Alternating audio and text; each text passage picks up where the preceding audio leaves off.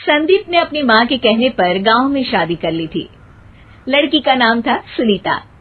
माँ का कहना था एकदम मॉडर्न बहू नहीं होनी चाहिए, लेकिन उन्हें नहीं पता था कि गांव से आने वाली बहू सुंदर सुशील तो होगी और उसको गांव से बाहर भी निकाल लाएंगे, लेकिन उसके अंदर का गांव कैसे बाहर निकलेगा। शादी के कुछ दिन बाद, माँ टिफिन तो देना जरा। बेटा अब तो स्कूल नहीं ऑफिस जाता है, माँ से नहीं अपनी बीवी से टिफिन मांगा कर। ओके माँ। सुनीता टिफिन ले आओ। जी लो टिफिन, इसके अंदर पिस्ता डाल दिया है। पिस्ता? पिस्ता क्यों? सास जी ने बोला था ना कि आपको पिस्ता बहुत पसंद है। ओहो, मैंने पिस्ता नहीं पास्ता बोला था, पास्ता। पास्ता? कहीं होता है पास्ता? अरे बेटी तू रहने दे, मैं बना दूंगी। अच्छा किया कि पाव भाजी बनाने का नहीं बोला, वरना किसी के पाव बना देती है। सुनीता को बुरा लगता है, लेकिन उसकी नादान हरकतें कम नहीं होती। ऐसे ही एक दिन, अरे तुमने ये क्या लगाया है? अरे आप वो फूस फूस करके लगाते हैं ना, वही। डियो? का दियो? किसको दियो?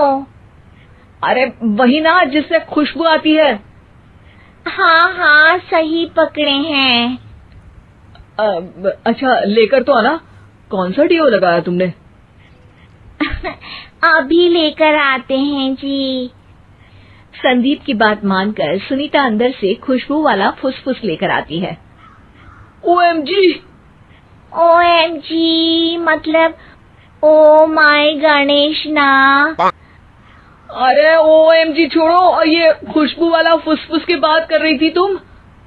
हाँ इसी की, फिर से सही पकड़े हैं। अरे देवी, लेकिन आप सही नहीं पकड़े हैं, ये डियो नहीं है। डियो नहीं है तो क्या लियो है? अरे ये रूम फ्रेशनर है, जिसको कमरे में छिड़कते हैं, खुद पर नहीं। कोई बात नहीं, माँ कहती थी आत्मा किराएदार है, शरीर एक किराए का कर्म। हम शरीर पे ये डाल लिए तो क्या फर्क पड़ जाएगा। अरे बहू, ओ बहू, मेरे लिए फल तो ले आ, फिर मैं बाजार जाऊंगी। सुनीता अपनी सास के लिए फल लेकर आती है। अरे बेटा, पपीता, तरबूज और सेब फल ऐसे कैसे खा लूं? काट कर तो ले आ। माँ जी, मेरे गांव में तो खेत से उठा के सीधा खा लेते हैं। अरे ये तेरा गांव नहीं है ना। अरे संदीप, तू ही कुछ समझा देना इसको बेटा। मैं कैसे समझाऊं माँ, ये तो माइक्रोवेव को भी भट्टी बोलती है। कल मैंने बोला हाय कैसी हो, तो बोलती है किसी को हाय नहीं लगानी चाहिए। अरे सुनीता, तेरा क्या होगा? अभी तो कैसे बताऊं माँ जी, अभी हम कुछ करेंगे फिर पता चलेगा क्या होगा, लड़का या लड़की।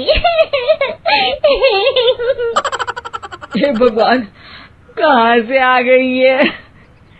रामपुर से जी, आप ही तो लेकर आए थे मुझे। अरे मुझे माफ कर दो। पहले कोई गलती तो करिए जी, आपकी तो सारी गलती माफ कर देंगे हम। हाँ अरे बहू, मेरी बात सुन।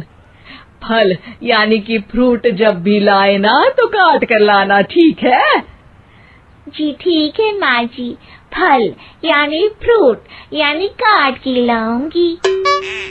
सुनीता रोज ही कोई ऐसी हरकत कर देती जिसकी वजह से उसे घर में दो बातें सुननी पड़ती। एक दिन, माँ मेरे बॉस घर पर आने वाले हैं शाम को, उनका बर्थडे है, फैमिली साथ नहीं रहती उनके, तो यही पार्टी कर लेंगे।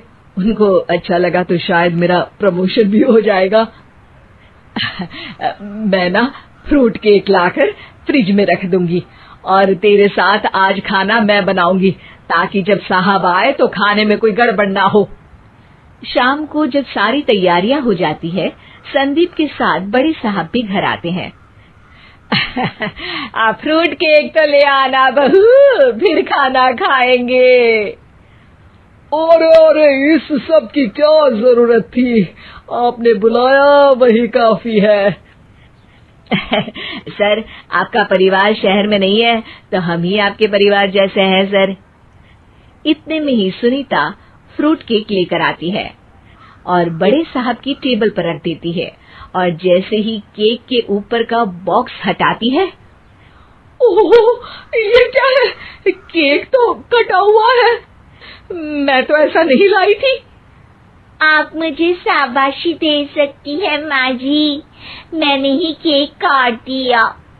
आपने कहा था ना, फल यानी फ्रूट यानी हमेशा काट के लाना, तो फ्रूट केक भी तो फ्रूट ही है ना, तो मैंने पहले ही काट लिया।